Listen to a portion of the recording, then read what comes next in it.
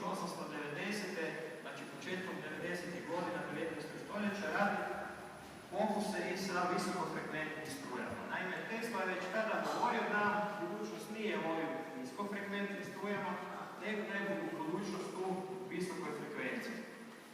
Dakle, on je vidio fokuse koje to vrijeme nešto malo ranije izvodio Heinrich Hertz i vidio je potencijal te visokofrekventne struje. Prvo je konstruirao tzv. multipolarne generatore. Evo, model ovdje dolazi upravo sada. Dakle, to je ovako jedan generator koji ima na statusnom dijelu veliki broj magnetskih polova, zato se zove multipolarni. Tesla ih je uspio čak 400 ovako naslagati okolo ovog statora, dakle sjeverni, južni, tako 400 kroz okolo naokolo. I uspio je dobiti frekvencije koje su išle više od 10.000 Hz, znači do 10 čak i do 20.000 Hz. No, međutim, žele postići još više frekvencije jer je u svojim fokusima primijetio da što je viša frekvencija, to su nekakvi efekti izraženiji koji nastaju u brojnim krugovima, vodičima. No, međutim, mehanički to više nije išlo. Dakle, nije moglo mehanički više razgurati polova jer je na obodu statora i onda se odlučio na jedan sasvim drugačiji način dobivanja struja visoke frekvencije pomoću tzv. Teslinih transformatora, koje su njemu čast nazvani ili Teslinih zavojnica. Evo ovdje ispred mene je jedna mala takva poručna rađena Teslina zavojnica ili Teslin transformator. Dakle, to je stvari jednostavno titreni krug kondenzatora i zavojnice, između kojih je iskrište i između kojih se preljeva, da tako kažemo, elektromagnetski valovi titrajeli. Dodao je na izlazu još ovu zavojnicu crnu, u ovom slučaju koju vidimo ovdje, sa velikim brojem zavoja žice, da bi dobio usto još i visoki napon. Evo, ja ću ovdje pokazati par fokusa, koje smo mi ovdje ovako efekta isto radi dodali ovu žarulju, najobičnija žarulja 500 W, i gdje ćemo vidjeti kako to u stvari izgleda kada dođemo u doticaj sa tom strujom visoke frekvencije. U ovom slučaju nije nešto prevelik napon, oko 100.000 V, je otprilike frekvencija oko 400.000 Hz. Evo, ja ću sad pokazati kako to ima efekta na ljudsko tijelo kada se približimo sa ovakvim jednim vatrenim štapom.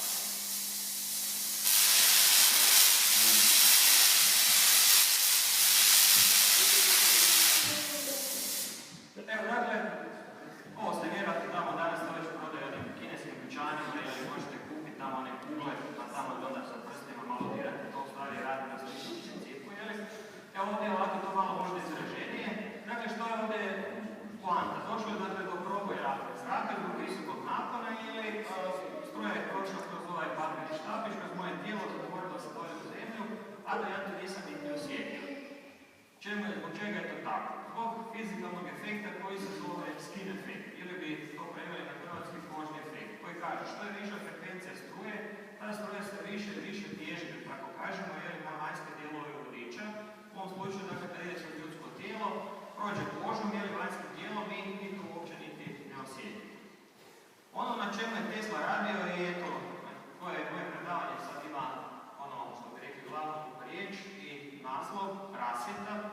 Tesla je dakle primijetio zanimljivu jednu pojavu, ovako isto eksperimentirajući u laboratoriju, kada bi se približio sa ovakvim cijevima, mi to danas zovemo popularno neonska rasvjeta, a ono vrijeme je to bila rasvjeta sa različitim plinovima. Dakle, kada bi se približio ovakvom jednom izvoru struje visoke frekvencije, unutra bi ta cijev zasvijetlila.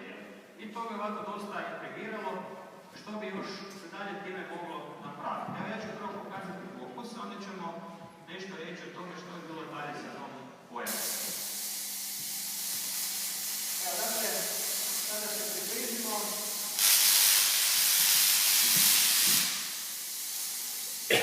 ovo bi bila ta pojava.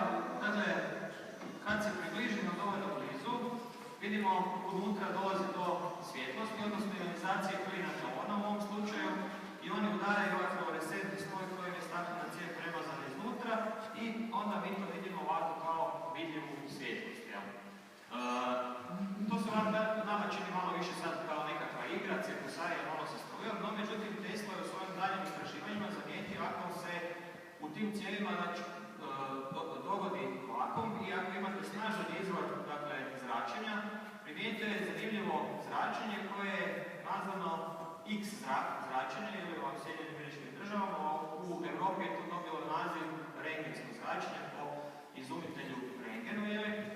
sad je tu dvojbeno, ko je prvi došao do toga, da li je to bio Tesla, da li je bio Röntgen. Naime, Tesla je radio na tome, već kažem tamo negdje početkom 90-ih 19. stoljeća, zamijetio je dakle pojave na fotografskim pločama, čak je snimio tamo, ako želi malo kasnije pogledati, na onome se može vidjeti ili ima fotografije ruku ili i o tome je počeo ovako malo pisati, dopisivati se, a otprilike u isto vrijeme na tome radio je i Röntgen. Eto, nažalost, Tesla je zavisilo da mu je 1895. godine izgorio cijeli laboratorij sa svim zapisima, onima koji je o tome radio, tako da, nažalost, nije na vrijeme to objavljali u znanstvenim časopisima i tako je ostalo da je to u stvari Röntgenov izum. Eto, negdje, dakle, su znanstvenici i pretekli Teslu, a da kažem, ono što je bilo od Tesla važno, bio onaj praktični dio. On je na puno područja došao do nekakvih praktičnih rješenja i za neka stvari čak nije imao niti vremena da ih kasnije razvija jer da dođe do nekakvih daljnjih otkrića. Ali je Tesla zato bio inspiracija budućim znanstvenicima koji su za njega dolazili da proučavaju ono čime se on bavio i da isto tako dođu do zanimljivih otkrića. Evo, ima li neko od vas da bi malo htio isprobati? Ovdje. Evo, izvolite. Može. Če još neko sa gospođom, gospodičnom? Pa još neko da bi htio? Evo, izvolite.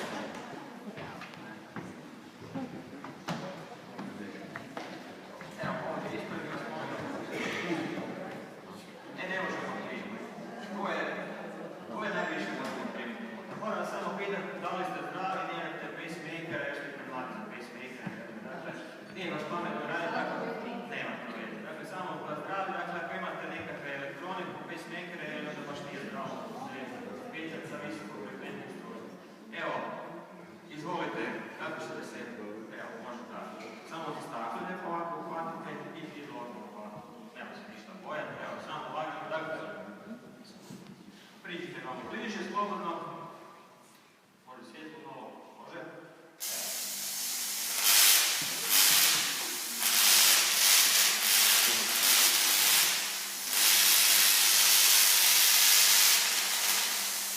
Dobro, super. Evo, dakle, nisam nikakav čarobnjak.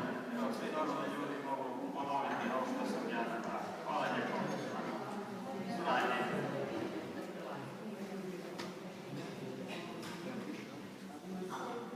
Dakle, još nešto je bilo zanimljivo kod ovih njegovih fokusa sa svojim vaktinskim svjetlima. Naime, Tesla je tu zamijetio i da se pojavljaju nekakve čestice ili u tim fokusima koje u ono vrijeme još nije se znalo uopće što su. Kasnije je u dopisivanjima sa J.J. Thomsonom došlo se do zaključka da su to u stvari elektroni. I opet, nažalost, Tesla je tu izvukao tebi kraj.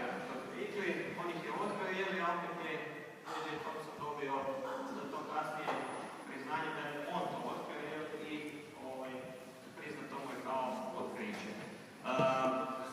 Tesla je radio i još na nekim stvarima bio pionir, to je recimo bio ovakav model broda na daljinsko upravljanje. Naime, Tesla je zamijetio široku upotrebu da se može ta visoka frekvencija koristiti za razne svrhe.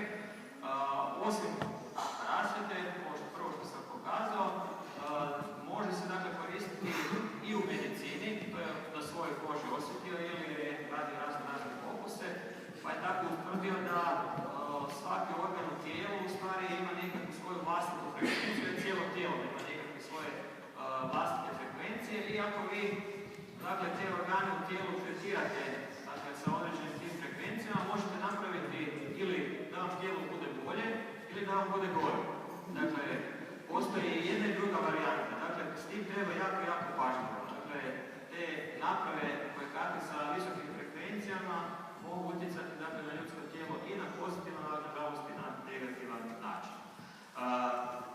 Sistem komunikacije je u stvari rezonancija. Ja ću tu rezonanciju pokazati ovdje na ovako jedan vrlo jednostavan način, pomoću dvije glazbene vilice. Dakle, imamo dvije potpuno jednake glazbene vilice, ako ovu udarim, evo, čuli smo što se desilo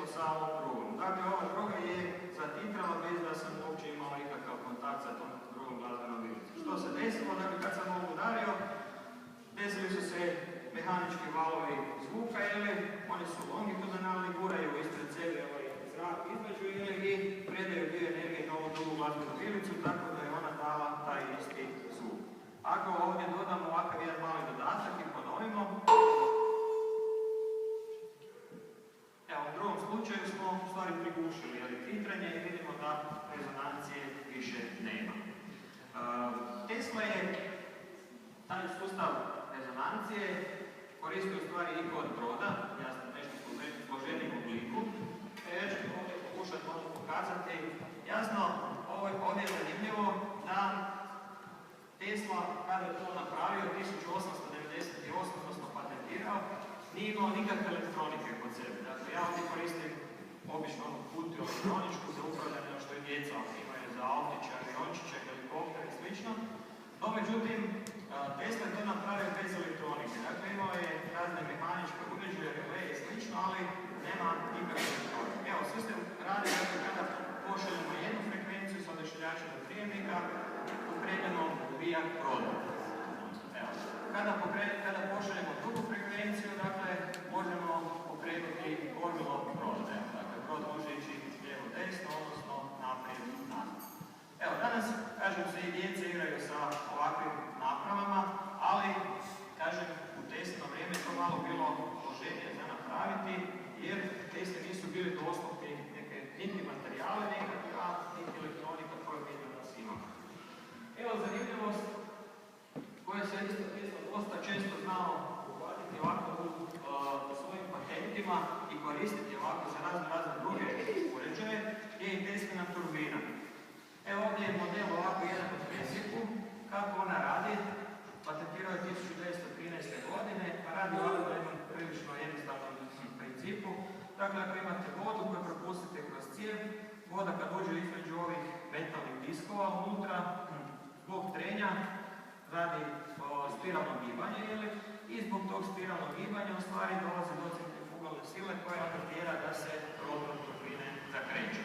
Dakle, ovako prilično jednostavan princip, ali Tesla je našao, znači, za tu turbinu ovako niz drugih korisnih upotreba. Jedna od njih je recimo bila kombinacija za paljenje automobila. To je recimo ovako nešto što možda ljudi malo manje znadu. U nekakvim svojim ovako papirima to nije uspjelo proći kao patent, jer je koristio dva različita druga kombinaciju patenata, ali eto, zamisao je bila dakle, da se takva turbina može koristiti i kod paljenja automobila. On je tvrdio da je njoj moguće postići stupanj iskorištenja od čak 98%. Da li je to moguće ostvarilo? Ne znam, ali zanimljivo isto da može raditi reverzibilno, dakle kao crkva. To je isto još jedna vrijednost i zanimljivost kod te turbine. Nažalost, nije naša širu upotrebu jer u to vrijeme materijali nisu bili dovoljno dobri, odnosno zbog snažnih centrifugalnih sila dolazilo do deformacije materijala i često do raspadanja takvih turbina.